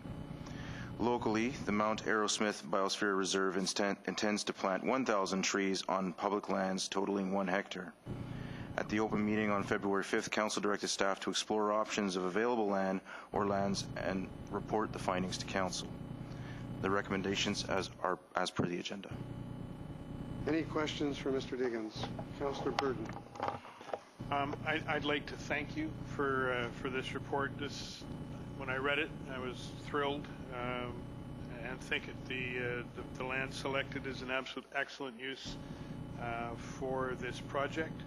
It certainly remediates the area that has been opened up a little bit by the water project, and it certainly satisfies all of the requirements of the MABRE request. So I'm all for this, and thank you so much. Councillor Beale. Thank you, Worship, and yes, thank you, Mr. Diggins, for the report and the information. My question is that if a group of youth were wanting to be involved with this planting or might be available, whom should they contact? Should it be yourself or someone through the Biosphere Reserve, Biosphere Region, or who should they contact? Mr. Diggins. If I may, Your Worship, through you to Councillor Beale, my understanding is that the MA Mount Arrowsmith Biosphere Reserve is currently working with finding youth groups. So if there are youth groups that are interested, I would suggest that they either contact Mount Arrowsmith Biosphere Reserve, Graham Sakaki is his name, or they can contact myself and I can get them in touch with the representative. Okay, no further comments. I'm going. Oh, Councillor Oates. Was there any discussions with the First Nations? I know there was some discussions with First Nations with respect to our water plant, and this is sort of tying into the water plant and rehabilitation of the area there. Was there any discussion with First Nations on this request? Mr. Diggins. If I may, Your Worship, through you to Councillor Oates, my understanding is that the Mount Arrowsmith Biosphere Reserve is discussing involving a First Nations group to assist with planting the trees. Councillor Burton. Yeah, there's a member of the Snuneymuxw First Nation who is a member of the Mount Arrowsmith Biosphere Roundtable who was present during the request and part of the discussion. They're very much aware.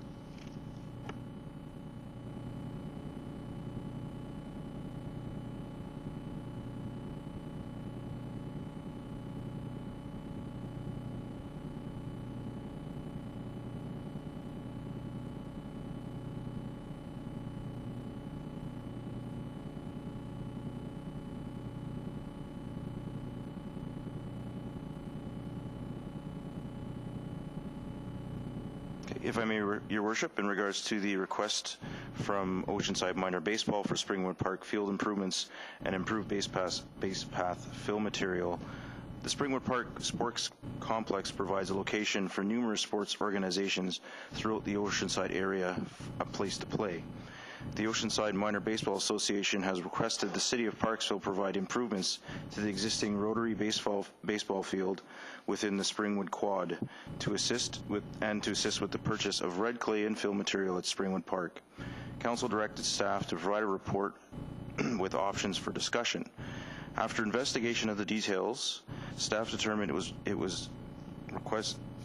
staff determined the requested improvements should be deferred for discussion during the Parks and Open Space Master Plan, as the field modification will impact other users of the park. The recommendations are as per the agenda.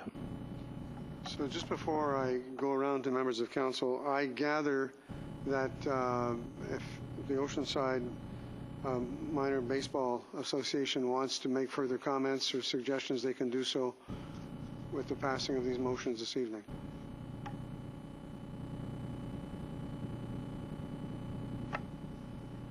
Well, Your Worship, I'm looking at certainly the Rotary Field, Springwood Park be referred to the Parks, Trails, and Open Spaces Master Yes. Plan planning process. and they can certainly make presentations or representations or be part of that process. There will be multiple public opportunities for comment and input. Okay. I think I've got Councillor Powell, then I've got Councillor Burden, and then I've got Councillor Salter. Thank you, Your Worship. And so, through you to Mr. Diggins, so the Oceanside minor baseball, that it doesn't disrupt any other users of the fields, but in your report you said that it does impact the other users in the other parts of the fields. If I may, Your Worship, through you to, Councillor Powell, the comments regarding the impact to the other users by Oceanside minor baseball appears to be inconsistent with the information that the city was provided by the RDN, who processes all the bookings for the park. The comments from the RDN that were provided said that any improvements done or any changes done to the field would increase the use of the field, and as such have a impact on the soccer users and the baseball and the softball users, regardless of changes that are chosen to be performed. So would it be worthwhile to sit down, because it seems like two different opinions? Would it be worthwhile to meet with the organization and talk about the discrepancies, and maybe there's something that either one of you doesn't understand?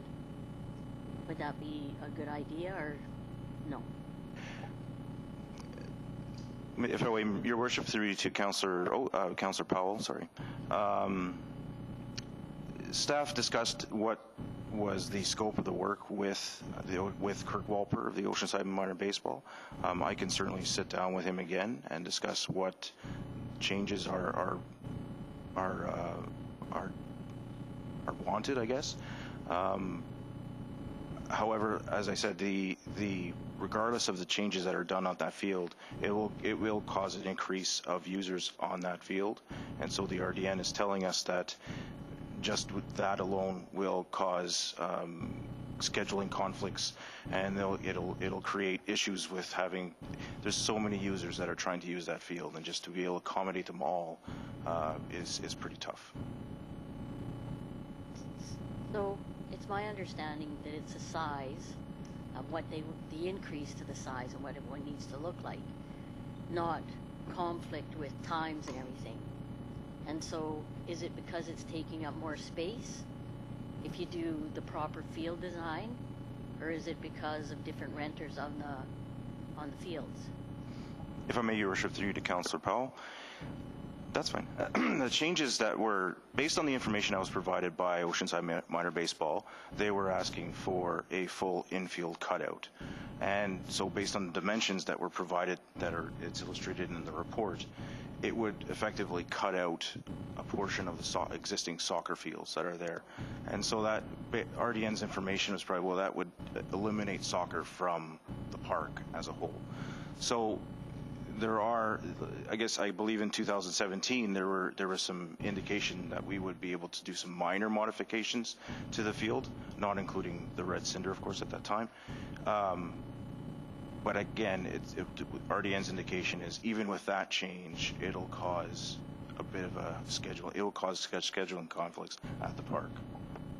Councillor Burden.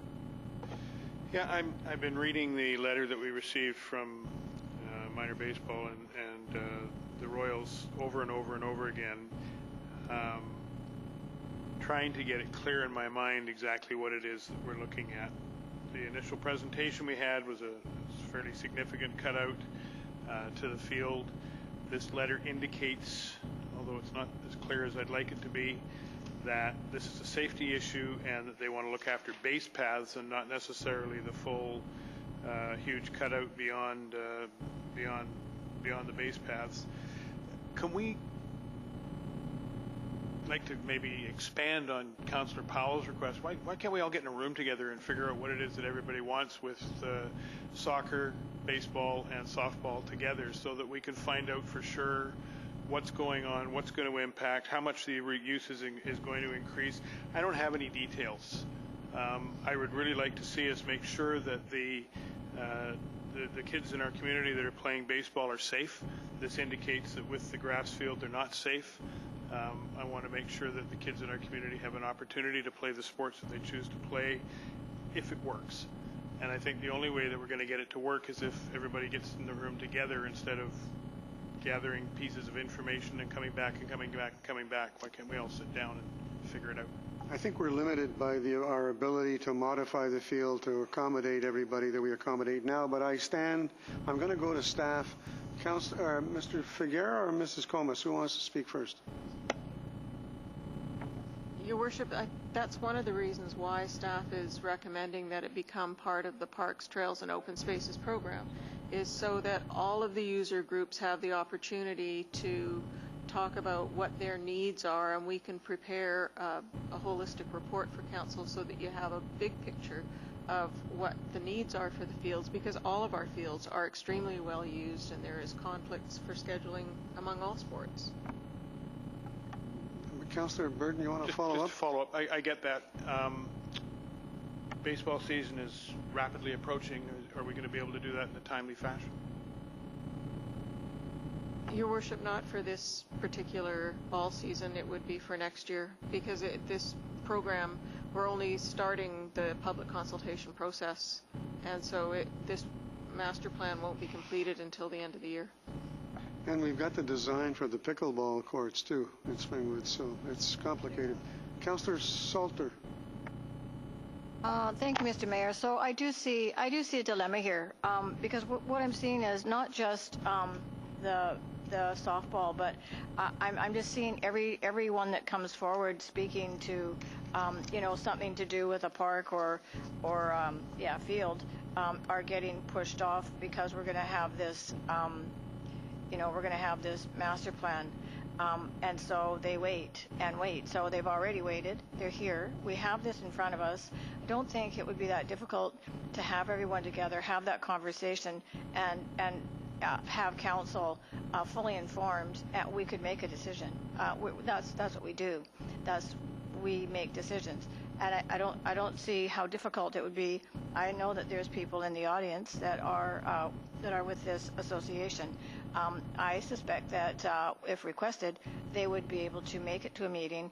We could have that discussion, or at least staff. They could have that discussion with staff, council as well, and we would all be well informed. So at this point, we're not, and that is what we're asking for. So waiting for another year, if this is correct, that it's not safe for the kids, then why would we want to do that? Where do we stand, Mrs. Comas or Mr. Diggins, with the Parks and Trails and Open Spaces master planning process? Has that begun yet? Your Worship, we've just initiated it. It's just started. So we're just getting ready to launch our public processes. But if we're going to have a meeting, then it's not just baseball. It's baseball, it's soccer, it's pickleball, it's softball, there are a lot of user groups for that field, and that's the whole purpose of going through with the Parks and Trails and Open Spaces Master Plan, is to provide an opportunity for the general public and all of those user groups to be able to look at what we have in terms of our various fields, and what the uses are and what the competing uses are, and how best we can address the needs, because the need is growing. I mean, we have more users now than fields, and it's how to make the best possible use of the resources that we have to address the needs of as many as possible, and it's a challenge. It really is. And that takes time, unfortunately. Councillor Oates, you had a comment? Thank you, Worship. There was a little while ago, the pickleball people came here, and we had the decision-making ability that night to do something, and we could have done something. And then the baseball people come, and we're told we can do something, so we should do something tonight. And I guess we could pander to whoever shows up here and do something every week when someone comes here. But I think we should be more responsible to all the taxpayers of the city of Parksville, and have a measured approach on how we do things. And this notion of having a Parks and Open Spaces and Trails master plan is a good idea. And the fact that there are some immediate concerns from some specific groups, that should not deter from the big-term goal of having a comprehensive plan that governs all our parks and open spaces throughout the city. There's requests for the property down on Shelley Road there, for that park down there. There's our crown jewel, the community park, that needs to be all part of this. We've got sports fields down there. So to go in and to do things, to fulfill the Cadillac request to this group, it would have an impact that we're not sure what it would be. Our staff have done some research. They've said these are the things that will happen if we do it. Here's a short-term fix, possibly a short-term fix. I don't know if it is a short-term fix. That seems to be a bit of a contentious issue there. We have a short-term fix, and we're going to approach it as part of the entire plan for the entire community of where we're going to have our sports facilities there. That's how you derive efficiencies. That's how you provide to the public what the public wants. Because the public are the people that are going to guide us on this. We've been very well served in taking feedback from the public thus far as a council, and I suggest we'll be well served to continue to do that. And so to jump and to do something for something, yes, the season is approaching, I get all that. I don't think that would be in our best interest. I'm not sure even doing what staff is suggesting is in the best interest long term, but if it's something that provides a short-term fix, okay. As to the liability issue, I'm pretty confident that our staff have addressed the liability issue, and the municipal finance, our insurance outfit, what are they called? MIA. They do inspections on our properties on a yearly basis, and so while there may very well be some hazards there, I'm not sure that it is something that it's a direct liability. However, I do support the request. I'm in support of first-class recreation facilities throughout the whole region. We need a fitness facility in this community so people aren't going to Nanaimo or going to Qualicum to swim. We need a lot of things in this community. Our community is growing, and in order for us to have the best opportunity to achieve all those different facilities, we have to spend our dollars wisely. And the way we spend our dollars wisely is having a good plan. So I say stay the course with respect to the plan. If there's something that we can do that seems to fit within the budget this year that can make people happy for this year, knowing that we are serious about having a plan that we're going to act on, then that's what I suggest we do. But I don't have just as Councillor Burden doesn't with Senator. Just as Councillor Burden doesn't want to do policy on a fly, I don't like the idea of completing plans on a fly or creating parks on a fly. I've said that many times. Kind of like the speculation tax. Okay, Councillor Beale. Thank you very much. I really do have a lot of sympathy for the baseball group, and reading it sounds like it would be quite doable, but I am concerned about what about soccer, what about football, how will this affect, etc. And when I was going through the report, I read this.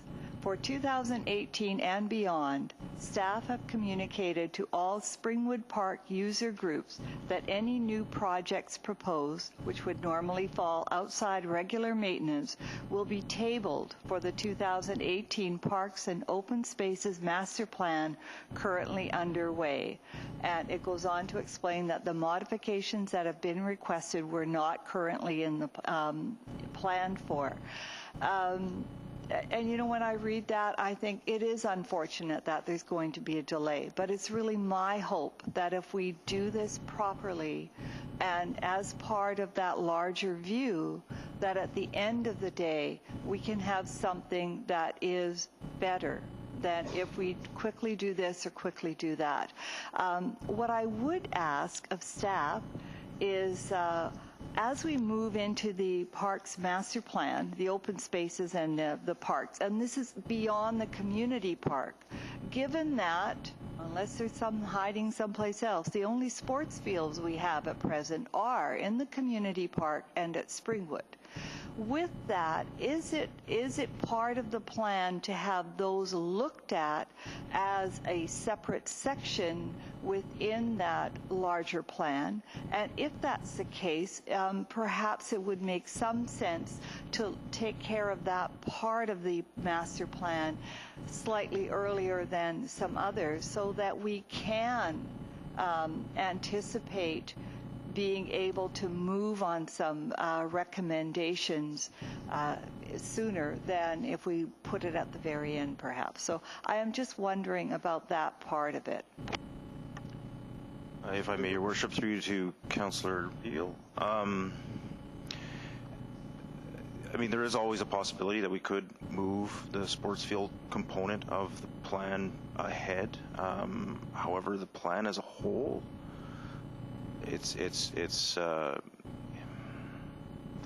I would have to have a discussion with VIU, and I'd have to have this like the plan really is going to be is the intent of the plan is to present it as one complete document and to really to segment it and look at one part of it only. It's going to be difficult to make it all fit together at the end. It's a discussion I'd have to have with the VIU students, unfortunately. We don't want to beat ourselves up too much, Councillor. We can't be all things to all people because there's always shortages of money and land and everything else. Councillor Salter. Thank you, Mr. Mayor. So, yeah, I just want to speak to a couple of things. Number one, I don't believe that listening to our community and addressing needs that they're requesting is pandering. I think it's called listening and action. So that's number one. And number two, I think since I've been sitting here as a councillor, there have been so many groups come forward, especially sports groups, with saying, you know, the pickleball courts are cracked. We can't play pickleball because these aren't kept up. We can't do this. We can't do that. So there's been all sorts of things that have come forward over the course of my tenure that we have looked at, we have addressed. So that's the other piece. Sure, we can wait another year here for softball and baseball and soccer and all of those activities, but my feeling is this: we could have done this 4 years ago too. It seems to me that holding this off for another year because we want to do a master plan review, it seems odd to me when there's a need out there, and we're talking about kids, and we're talking about activities for kids. So what do they do in the meantime when they can't play their sports because the diamond isn't available for them, or the needs that they have can't be met as far as having those activities. So then what do they do, and where do they go if we only have the two fields? So I find it odd that we do this so much. We're constantly referring things and back to staff, and this is how we operate, and we don't get a lot done doing that. There's an awful lot of waiting, and there's an awful lot of coming back to review something that we talked about a year ago. So it's unfortunate. In these recommendations, I don't see anything that's going to prevent kids from playing sports. Not for the next year. I'm going to go to Councillor Powell, and I'm going to call the vote. Councillor Powell. And so just for clarification, I brought up the discussion between staff and the Oceanside minor baseball as an informal idea, not something formalized. The other part is, to respond to Councillor Salter, we only have so many tax dollars. I think it's extremely important that we use those dollars wisely. I think that as Councillor Oates said, we don't want to create policy on the fly. We're going to do as best we can. It's not going to stop the kids from playing baseball. We're going to put the red, clay there so it's easier. They don't slip as much on it. I think that we're going to do the best we can. Our kids aren't going to go without. And I take offense when those kinds of words are used, because our staff work extremely hard. We're being fiscally responsible by doing the Parks, Trails, and Parks Master Plan. We're trying to find out the best way to utilize a small amount of money. And so I absolutely support this. Okay, I have a mover and a seconder. I'm going to call the vote. All those in favor? And those are the 3 recommendations. Okay? It's unanimous. Thank you. Oh. Okay. What was the question? Okay. You could come and see me at Coffee with Council on Thursday afternoon.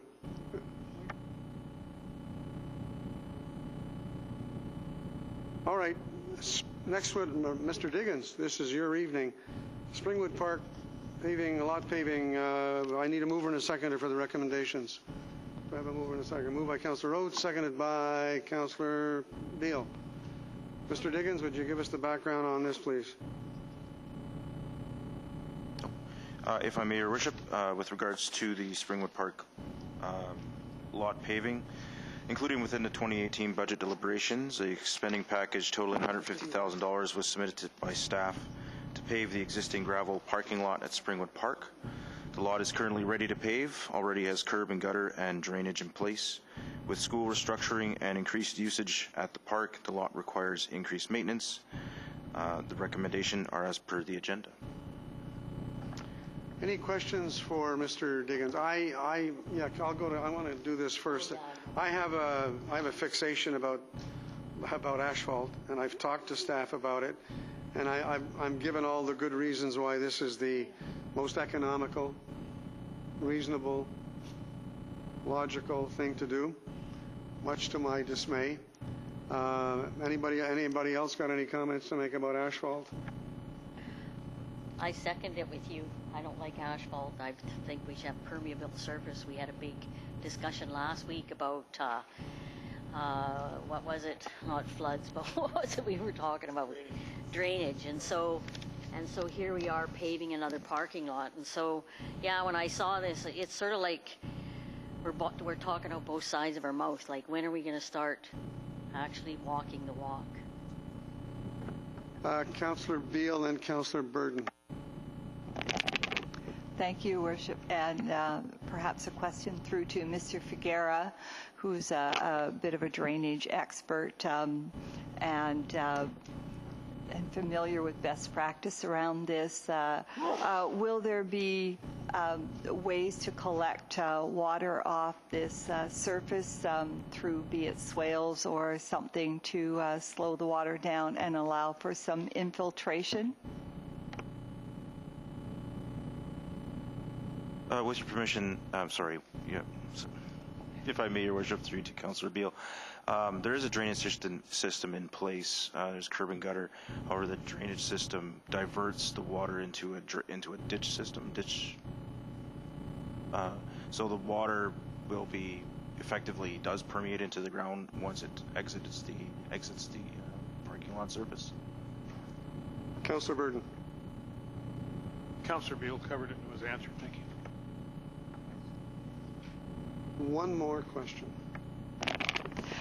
Thank you, Your Worship, and through to Mr. Diggin. I had actually asked a bit about this ahead of the council meeting, but is it anticipated that with the paving of this parking lot, which I do support, I've parked down there a number of times, and that it might lighten the expense and the demand of staff time for maintenance in subsequent years for Springwood Park?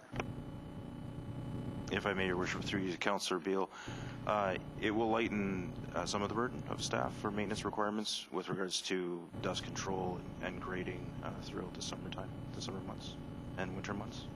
And it also will improve our ability to clear the snow during the winter months, make it a little bit easier. Okay, I have a mover and a seconder. I'm going to call the question. Oh, Councillor Salter.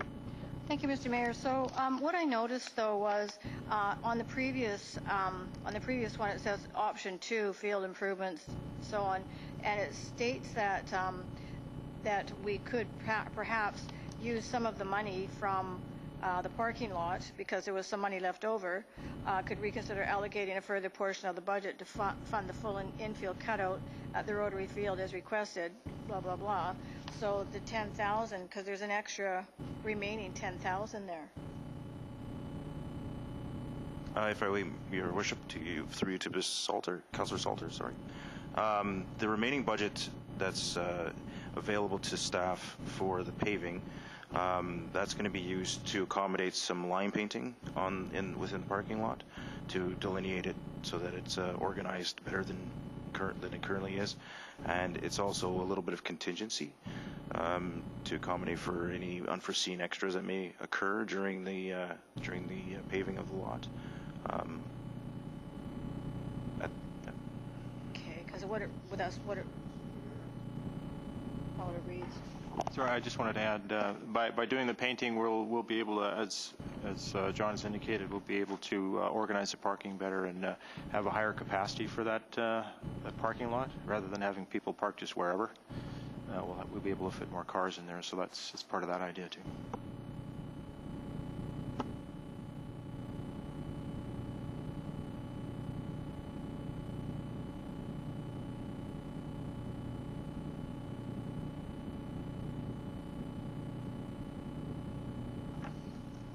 All right, the next item we have is the consideration of a development permit at 813 Island Highway West. I need a mover and a seconder for the three recommendations. Moved by Councillor Burton, seconded by Councillor Beale. Mr. Russell, would you please give us the background? Certainly, if I may, Your Worship. For council consideration is a development permit that will facilitate some lot grading in order to assist with the drainage on the property at 505 Belson Street, which has already been approved by council, as well as to facilitate an access to Stanhope Road with landscaping. Any questions for Mr. Russell?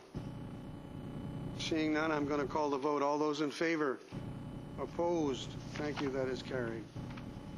The next report, and before I ask for a mover and a seconder, it's the follow-up report, consideration of a development variance permit at 733 Ermineskin Avenue. Mr. Russell, you're going to give us the background, and then I'm going to ask for any questions from the audience. Certainly, if I may, Your Worship. For council consideration is issuance of a variance permit to allow for the conversion of an existing accessory building into an accessory carriage house. The reason for the variance is because basically it's 10 centimeters too close to the setback requirement that would otherwise be required of an accessory carriage house. So it's a relaxation from 3.0 meters to 2.9 meters. 4 inches, basically. The required notice has gone out to adjacent properties, so therefore council, having opened the floor to property owners who may be affected, may then consider whether or not to issue the permit. No correspondence have been received.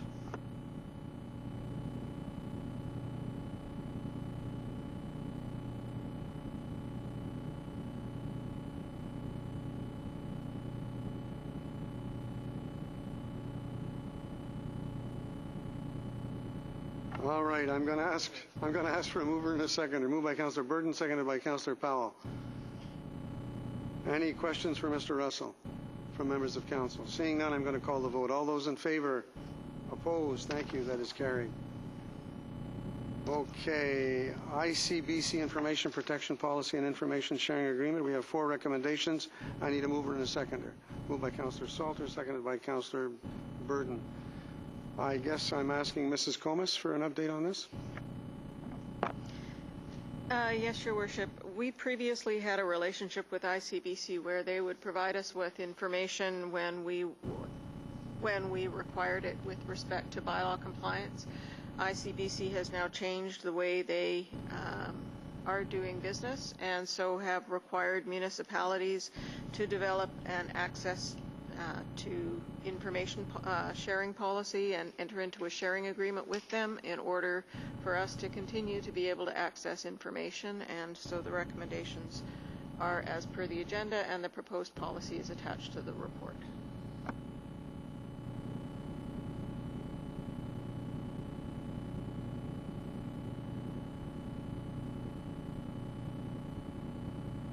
Members of council, I'm going to ask Mr. Figuera, this is the bylaw, the City of Parksville subdivision servicing bylaw that we discussed at great length at the last council meeting.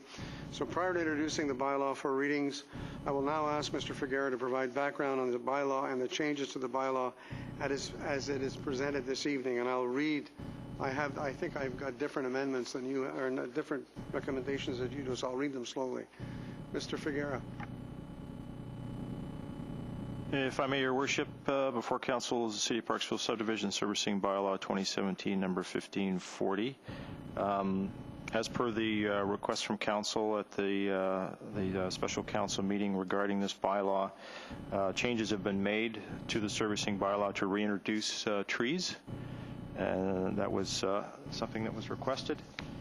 And if I may indulge Council, I've been asked by staff, and seem to be perfectionists there in engineering, that they want some minor housekeeping items taken care of too, along with having reintroduced the trees. So to reintroduce the trees, it was basically reintroducing it to the standard drawing. So the standard drawing now shows trees both sides on local roads. So that gets it back into the bylaw, and then the wording in the subdivision bylaw was such that that's all we needed to do to get it back in. So that is back in there. And there's a few minor housekeeping items under the W11 water meter boxes drawing. There's a note in there that says meter to be installed by contractor, and the staff would like that to read meter to be installed by city. We've had situations where the contractor has put in a meter without our knowledge. We'd like to head that off, so that would do it. Another one was, let's see, section 9:15:14. We would like to reference the Canadian Landscape Standards, CLS, in that section, rather than BCSLA. And one more, in section 5 of the bylaw, 5.02.1, there's a design flow formula in there. It's described as a peak flow formula, but actually it's a peaking factor formula. So we just like to make that little tweak. Other than that, that's what we have. As Mr. Figuera so aptly called it, these are housekeeping items, especially the first 4 items. I can take them separately if you wish, Council, or I can take them all together. I'm getting consensus that I'm going to take them all together, so I need a mover and a seconder for the new recommendations. Moved by Councillor Burton, seconded by Councillor Salter. All those in favor? Are there any questions? Councillor Salter. Just one quick one.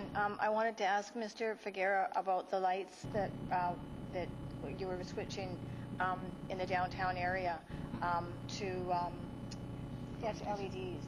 And so I was just wondering, I had sort of started to ask you last week or last meeting, were you going to switch those all out at once, or how was that going to go? And that's related to the items.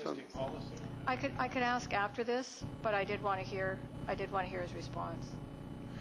If I may, Your Worship, in the standards and specs, we do have wording in there that emphasizes our preferences for LED lighting, and we do have a program that we're working right now. We've replaced the street lights along the highway from the Orange Bridge to McMillan to LED under a grant program. They're helping us out with the cost for that, and we're proceeding with from McMillan to the other end of town now under the same kind of grant program. So we're continuously working on switching over to LED. I'm going to call the vote on the 5 recommendations that you have before you.